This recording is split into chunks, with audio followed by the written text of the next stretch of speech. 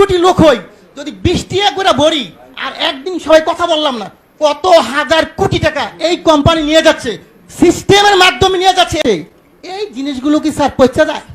এটির মেয়াদ থাকবে কেন? এই যে আমি 4টা কার্ড নিয়ে আসছি বিভিন্ন কোম্পানির, যেখানে লেখা আছে 2 দিন মেয়াদ, 19 টাকায় 2 দিন মেয়াদ।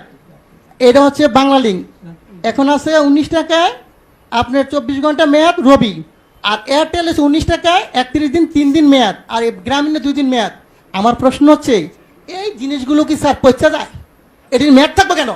আমার প্রশ্ন হচ্ছে মানুষের টাকা আপনি মনে করেন আমরা যদি 20 কোটি লোক হই, যদি 20 টাকা করে ভরি আর একদিন সবাই কথা বললাম না, কত হাজার কোটি টাকা এই কোম্পানি নিয়ে যাচ্ছে, সিস্টেমের মাধ্যমে নিয়ে যাচ্ছে। এর আগে আমি বলেছিলাম, একটা নিউজে দেখাইছে 17 মিলিয়ন ভিউ হয়েছে।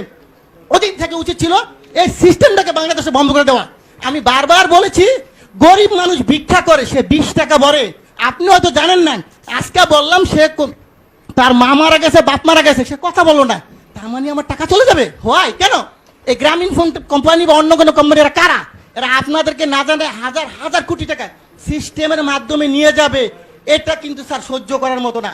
প্রথম প্রশ্ন হচ্ছে এটাকে আজকের মিটিং এর পর থেকে কিছুক্ষণ পরের মতো আপনারা দিবেন, যাতে বাংলাদেশের কোনো জনগণের একটি টাকা যাতে না যায়। এটা আমার দাবি। কত হাজার কোটি টাকা আপনি এই ব্যবসাটা আমাকে দেন, লাইসেন্সটা আমাকে দেন। আমার যে ব্যবসায়ী আছে 15 লক্ষ বাংলাদেশ, আমি কিন্তু লাইসেন্সদারি প্রতিষ্ঠান, আমার FBCC এর মেম্বার। এই লাইসেন্সটা আমাকে দেন, আমি বাংলাদেশে ব্যবসা করি। এই টাকা আপনার সরকারি খাতে কত টাকা লাগে আমি দিব, এই কোম্পানিকে পাচার করার জন্য দিব না স্যার।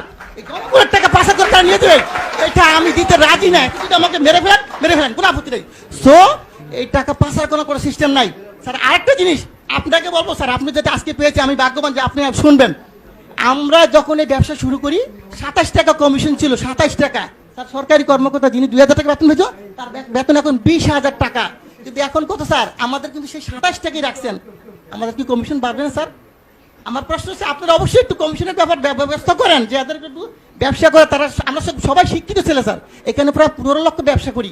আমরা যারা ব্যবসা করি কোটি কোটি টাকা কামিয়ে দিচ্ছি, আমাদেরকে তো দেখবেন স্যার। আরেকটা কথা, টেলিটক আপনি হয়তো জানেন না। এই টেলিটকের ব্যাপারে আমি একবার বলছিলাম, বিটিআরসির 22 আমি হিন্দু, উনি সম্ভবত আমি জানি না, উনি আমাকে বলে এটা দায়িত্ব তো বাবা আমার না রে ভাই, এটা দায়িত্ব হইলো কার? বিটিআরসি না, টেলিযোগাযোগ। আমি ঠিক আছে, আমি যে স্যারকে পাই বলবো স্যার, আমার আপত্তি স্যার যদি মাইন্ড না করেন, আপনি দায়িত্বটা আমাকে দেন। আমার ব্যবসায়ীরা সবাই মিলে আমরা করি।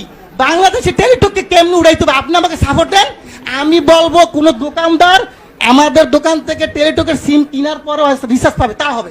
টেলিটক উন্নয়ন কেমনে করতে হয় স্যার? আপনি যদি কোনো ধরনের সিস্টেম থাকে আপনি বলেন যে বলে এমনি সহযোগিতা করে, আমি করতে বাধ্য আপনাকে। আপনি যেইভাবে চান টেলিটক অবশ্যই উন্নয়ন হবে। টেলিটককে গ্যাফরাইকে, আমাদের দেশি প্রতিষ্ঠানকে গ্যাফরাইকে অন্য কোম্পানিকে উড়াই দিব, আর এটা টাকা পাচার করে নিয়ে যাবে স্যার, এটা মেনে নেওয়ার মতো না।